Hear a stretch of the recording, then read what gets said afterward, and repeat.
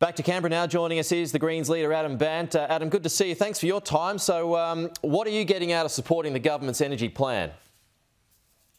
Look, I think today it's the beginning of the end for gas. Gas is expensive, it's polluting and it's unhealthy.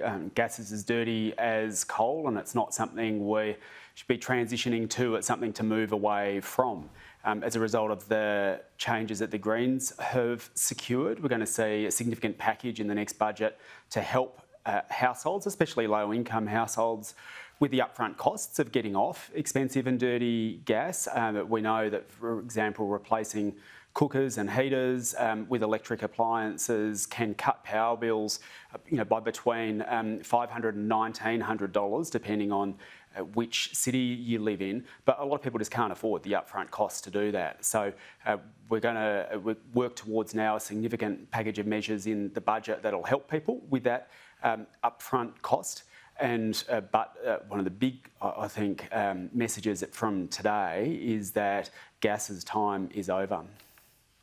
Okay, but how much will it cost a homeowner to take out their gas stove and hot water system to replace it with electric ones?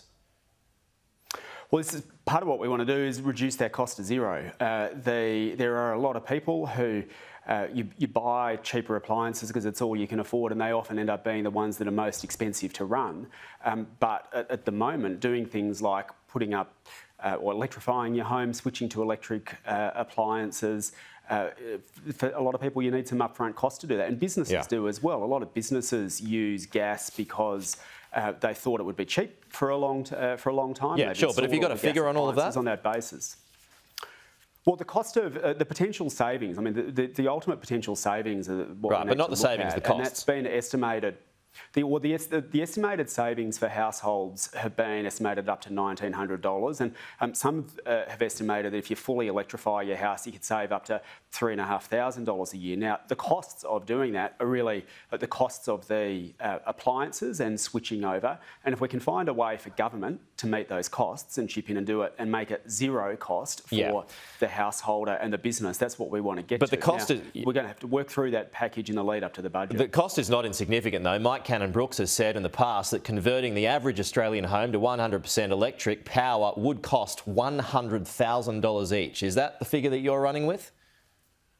Well, that's, as I understand that analysis, that's like if you have full electrification, including switching over your car, and we've got to do things to make sure that electric vehicles become more affordable for everyday people as well. Look, the numbers are now what we've got to work through in the lead up to the budget, but what is crystal clear is that what we want to do is deliver savings to people, to low and middle income earners, because power bills are crushing people.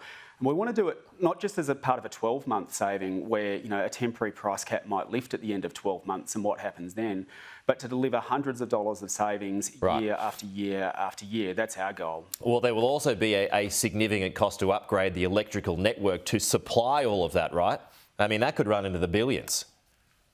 Well, this is investments that we're going to need to make anyway. We know that our electricity network is ageing. It's basically, up to date, it's been a series of copper and aluminium lines out to coal mines, and that's not suitable for the 21st century. And it's part of the reason that people's power bills are where they are at the moment. And so we know we need to upgrade the network. That's something that has to happen anyway, but we need to do it in a way that brings down people's power bills.